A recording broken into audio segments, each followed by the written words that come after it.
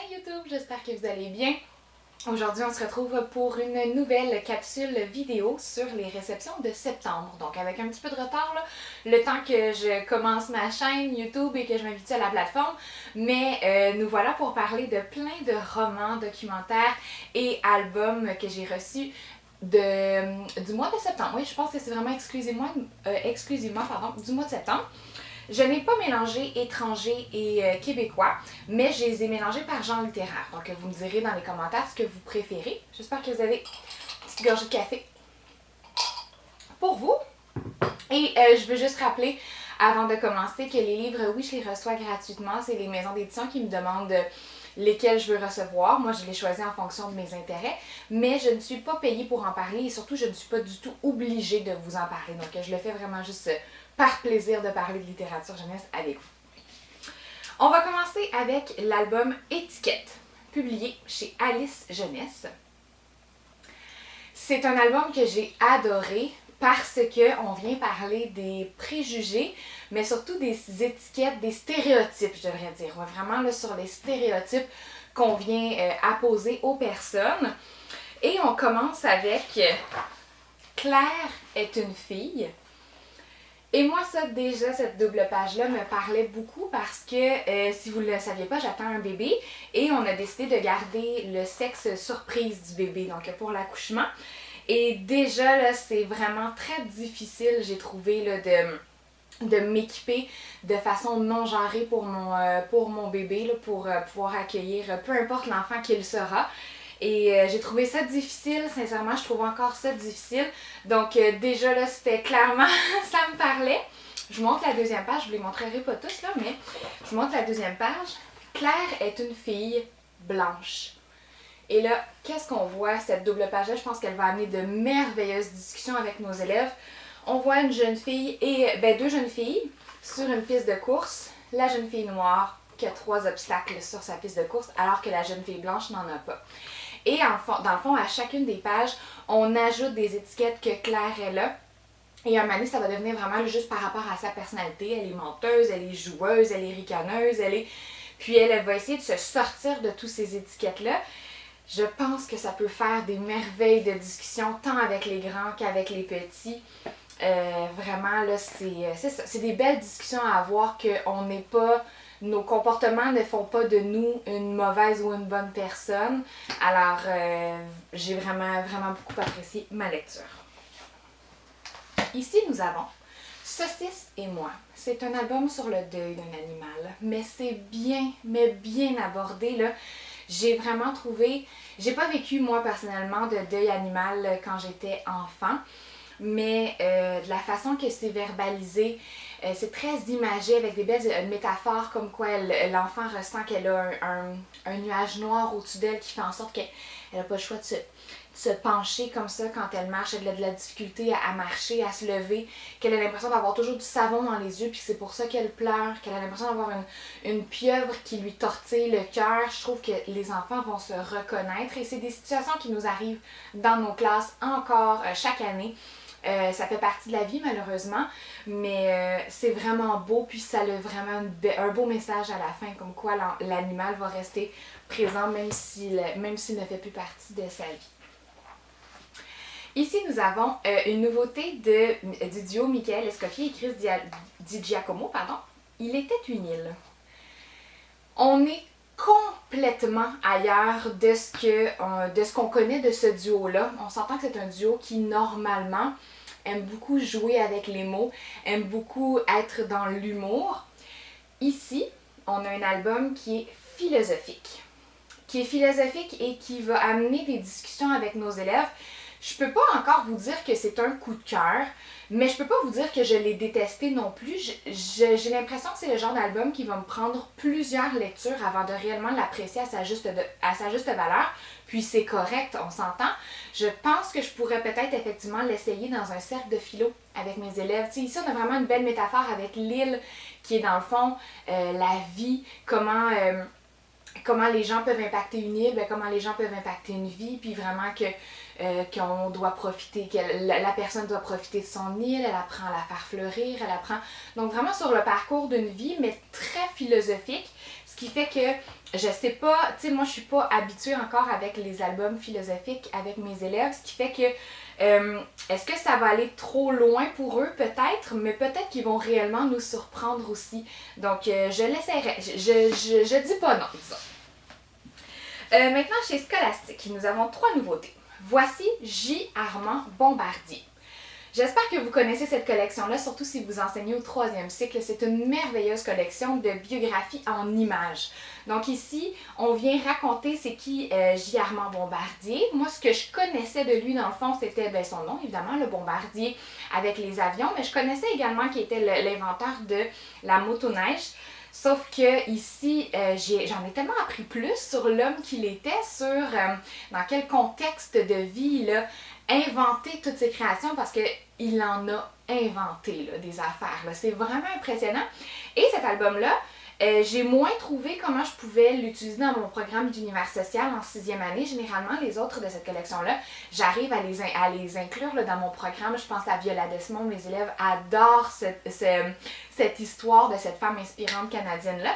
Ici, j'ai pas trouvé comment je pouvais le mettre dans mon programme d'univers social, mais je pense que je le présenterai en sciences, vraiment pour montrer, parler des inventions, parler de comment justement les inventeurs se basent sur un besoin pour sortir quelque chose.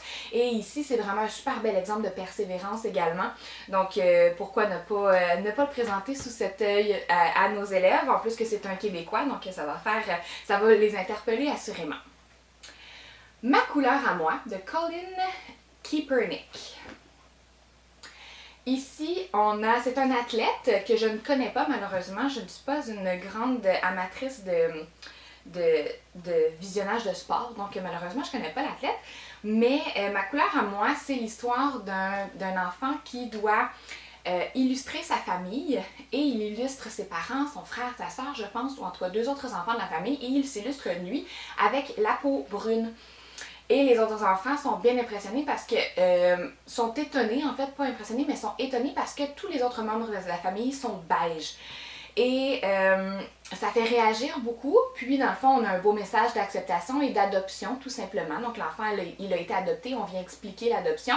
Donc, c'est un bel album, mais j'ai trouvé que le message était beaucoup trop précis pour les grands. Donc, je l'utiliserai vraiment le plus pour les petits, je dirais, dans un réseau peut-être sur la famille ou dans un réseau sur l'unicité, la différence de chacun. Mais pour les grands, on est vraiment... c'était trop simple, c'était trop donné tout cru dans le bec, disons, comme message. Le bon, la brute et l'effrayant. Je vous avoue, je n'avais jamais lu l'autre. Je pense que c'est La mauvaise graine, c'est ça. Je ne sais pas si c'est une grande collection, s'il y en a plusieurs. C'est pas une collection que je connais, qui est plus pour les petits, en fait. Et ici, on se retrouve à Halloween. C'est encore une fois un album que j'ai trouvé que le message était trop donné. Donc ici, on a La mauvaise graine qui normalement adore l'Halloween, mais qui cette fois-ci n'a pas pensé encore à son costume. En fait, il a pensé, mais n'a pas trouvé d'idée géniale de costume d'Halloween. Et donc fait croire à tout le monde que, que l'Halloween est annulé, qu'on laisse faire l'Halloween cette année pour ne pas... pour pas qu'il se sente à part que lui n'a pas de costume. Puis finalement, bon ben là, il y a des gens qui vont venir l'aider, d'autres graines qui vont venir l'aider et qui vont lui faire comprendre qu'on peut être habillé de façon très simple, mais d'avoir du plaisir quand même. Donc tu sais, le message, il est cute, mais pour moi, c'est pas un coup de cœur. Surtout moi qui adore Halloween, j'avais comme des grandes attentes. Malheureusement, l'album... Pour mon cycle, comme je vous dis, le 5e, 6e année n'a pas répondu là, à mes attentes. Peut-être qu'avec les petits, ça peut être mignon si on veut avoir une discussion sur les valeurs, sur justement le sentiment de compétition et tout ça, mais pour les grands, c'est trop facile. Dans les nouveautés québécoises maintenant. Ici, je l'ai quand même mis dans les nouveautés, mais c'est pas tellement un album pour enfants, c'est un album en fait pour adultes. C'est La classe de Madame A, récits et bricoles du quotidien. C'est écrit par Marie-André Arsenault et brillamment illustré par Catherine Petit. C'est vraiment magnifique, c'est un livre, surtout que moi en ce moment je suis pas au travail, donc je suis à la maison. et ça me fait revivre là, tous les beaux papillons que j'ai quand j'enseigne, qui est pour moi le plus beau métier du monde. Je le dis vraiment régulièrement. Alors pour moi, ça c'est un livre qui est parfait à remettre à une enseignante qui commence, à une enseignante en moitié de carrière, même en fin de carrière, que pour sa retraite, un beau cadeau de retraite, un beau cadeau de Noël à une stagiaire, juste comme, c'est comme un petit bonbon de tous les beaux moments qu'on passe dans notre classe pour qu'on s'en rappelle, pour qu'on les chérisse tout simplement. C'est vraiment une belle lecture qui m'a fait de la peine parce que je m'ennuie d'être en classe, mais c'est vraiment, vraiment beau. Ici, nous avons des documentaires. Là, je vais vous présenter quelques documentaires que j'ai reçus. L'argent et moi. L'argent et moi, publié chez Isatis dans la collection Griffes. C'est un super documentaire, juste pas pour mon cycle à moi. Donc, c'est pas pour le primaire, étant donné qu'on parle vraiment qu'est-ce qu'on fait quand on commence à recevoir de l'argent, nos emplois, les salaires. Tu sais, on vient vraiment comme décortiquer tout ce qui a trait aux comptes bancaires, aux cartes de crédit, aux emprunts. C'est vraiment extraordinaire. Le graphisme à l'intérieur est magnifique. C'est vraiment très sobre, très agréable à regarder et à feuilleter, mais c'est pas tout à fait vraiment là, pour le primaire, plus pour le secondaire que je le recommanderais, mais je le recommande assurément dans une bibliothèque de classe du secondaire.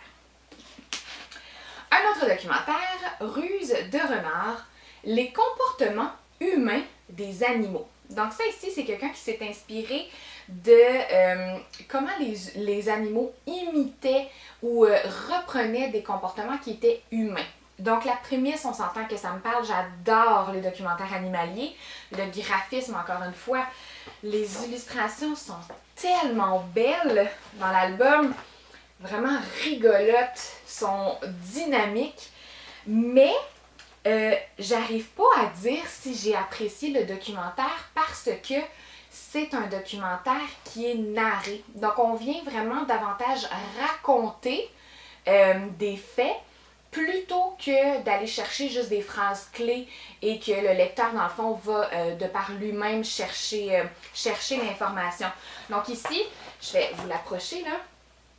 On voit vraiment que l'enfant va devoir lire en entier les paragraphes pour en apprendre un peu plus. C'est quand même séparé sous certaines catégories. Là, on a une table des matières au début. Donc, au voleur, cache-cache, c'est pas beau de mentir, le chouchou de maman. Donc voilà, donc on sait dans quel comportement, de quoi on va parler en règle générale dans les prochaines pages, mais c'est quand même différent comme documentaire, comme approche documentaire, que je n'ai jamais vraiment lu ailleurs, je vous dirais, qui est vraiment, on raconte plus qu'on se fait amener de l'information. Donc c'est différent, c'est pas mauvais en soi, mais c'est juste qu'il faut ça aussi que j'essaie de voir là, comment je pourrais l'adapter là, avec mes élèves dans les documentaires. Je ne suis pas encore certaine de comment je l'utiliserais dans ma classe, mais assurément intéressant. Les fans de documentaires animaliers pourraient être intéressés, mais comme je vous dis, moi-même étant une fan de documentaires animaliers, j'ai trouvé ça difficile ma lecture parce que je suis habituée d'avoir une lecture qui est très fluide dans les documentaires où c'est moi qui va sélectionner l'information qui m'intéresse, alors que là, je ne peux pas avoir d'un coup d'œil l'information rapidement, ce qui m'a un peu dérangée dans ma lecture. Mais c'est peut-être juste moi, comme je vous dis, qui doit m'habituer. Un autre documentaire chez Bayard maintenant, Le monde du livre de A à Z. Donc c'est de Valérie Fontaine. Et ici on a un abécédaire sur le monde du livre.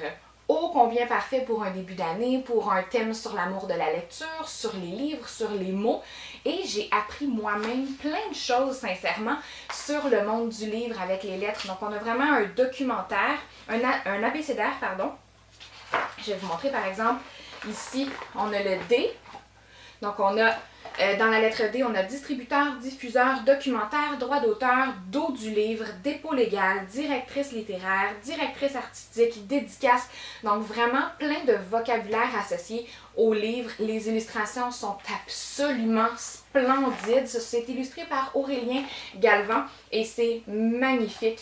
Alors, pour moi, c'est vraiment une superbe œuvre à avoir dans une classe, surtout dans une classe du primaire avec un beau thème sur l'amour de la lecture, là, je le vois déjà. Un autre documentaire slash album chez Ozu, qui est un monstre appelé Memphis, où on vient raconter dans le fond l'histoire du lac Memphremagog. Et on vient raconter dans le fond, on vient plus narrer que j'avais l'impression un peu de lire une enquête journalistique, je dirais. Là. Donc c'est pour ça que je classe pas ça dans l'album, mais je classe pas ça dans le documentaire non plus. C'est un heureux mélange entre les deux, où on vient parler de cette légende québécoise. Un autre album d'Halloween, cette fois-ci chez Ozu, l'Halloween des Trois Petits Cochons. J'ai adoré qu'on reprenne les Trois Petits Cochons, le loup, le chaperon, dans l'histoire pour amener les conditions de sécurité de l'Halloween. Donc les conditions de politesse et les conditions de sécurité, je devrais dire, de l'Halloween. Donc pour les petits, c'est vraiment un bel album là, à lire à nos enfants ou à nos élèves pour leur apprendre à dire merci quand ils reçoivent des bonbons, leur apprendre à savoir à quelle maison cogner, quelle maison pas cogner. Donc c'est les deux principales règles, je vous dirais, qui sont abordées, puis ça pourrait être un initiateur à discussion là, sur quelles seraient les autres règles. Mais le fait qu'on vienne reprendre là, des personnages connus des contes, j'ai vraiment trouvé que c'était une belle idée. Et finalement, le dernier, juste ici, Grand-père Baleine, raconte-moi l'histoire. C'est publié chez la maison d'édition Les Malins et c'est écrit par Aviak Johnson, illustré par Tamara Compo. C'est tellement beau, puis moi qui attends un bébé, justement, je me disais que ça pourrait faire une belle...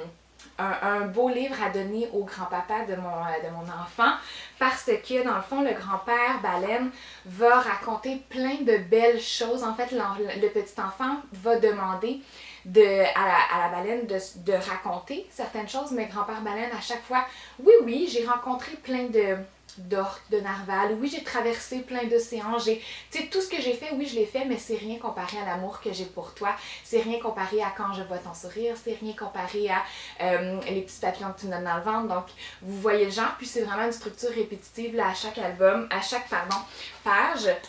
Les illustrations, encore une fois, absolument magnifique et c'est écrit par une autrice autochtone.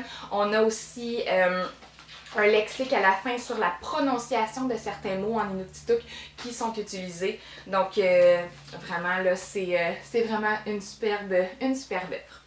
Alors, je reprends une autre petite gorgée de café et on se retrouve dans la prochaine vidéo qui sera sur les romans.